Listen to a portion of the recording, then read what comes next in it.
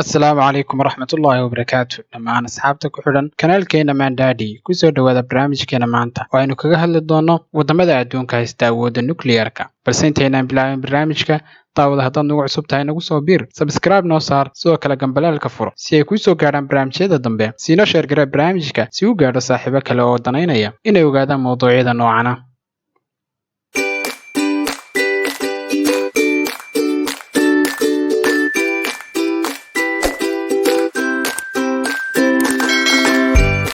hubka nukliyeerku waxa uu noqday awoodda keliya ee waqtigan aynu joogno la iskugu goodiyo waddanka haystaana uu ka mid noqonayo awoodaha caalamka inkastoo ay jiraan heshiisyo laga gaadhay adeegsiga hubkan waxkumaada haddana waxaa jira wadamo dhowr ah oo haysta awoodda nukliyeerka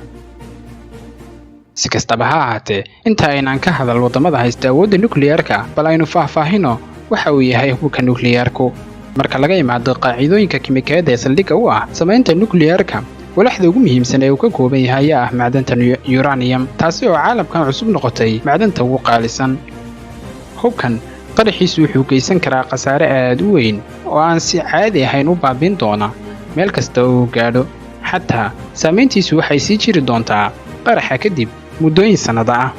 hubka nukliyeerka ayaa taariikhda caalamka la adeegsada 2 jeer iyadoo la adeegsanayo xeelad dagaal Mareykanka ayaa qarxiyay hubkii ugu horreeyay ee nukliyeerka kaasi oo ka dhanaa waddanka Japan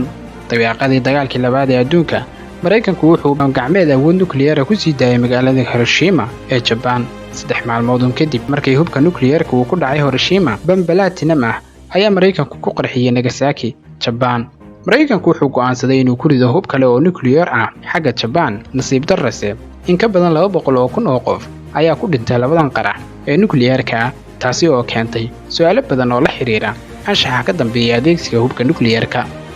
labadaas dhacday ee bambooyinka nukliyeerka ee la adeegsaday intii lagu guda jiray dagaalkii labaad ee adduunka maaha waqtiga kaliya ee la qarxiyay hubka nukliyeerka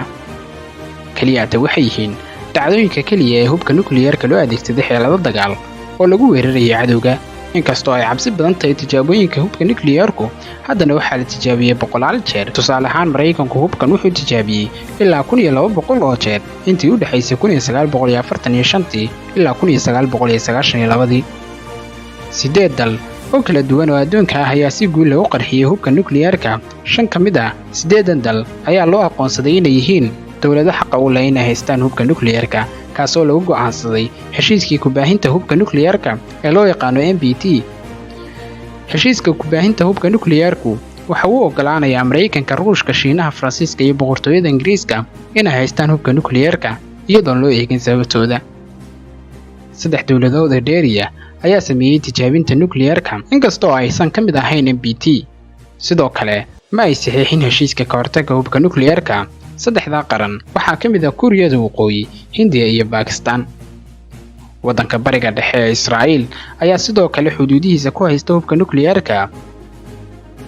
hubka nukliyeerka Israa'iil lama oga inay tijaabisay iyo in kale balse waxaa lagu xisaabiyaa inay haysato ku dhawaad 84 madax oo hubka nukliyeerka ah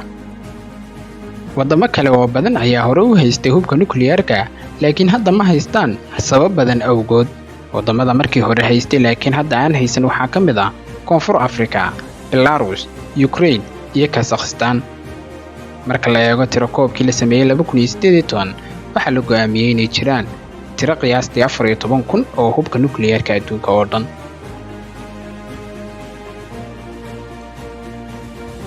maadaama aynu ka hadlaynaa awoodaha hubka nukliyeerka toddobaadkii la soo dhaafay 10 Oktoobar waxaa Pakistan ku geeriyooday aabihii nukliyeerka Pakistan Cabdilqadiir Khan sababo la xiriira COVID-19 ayaa uu geeriyooday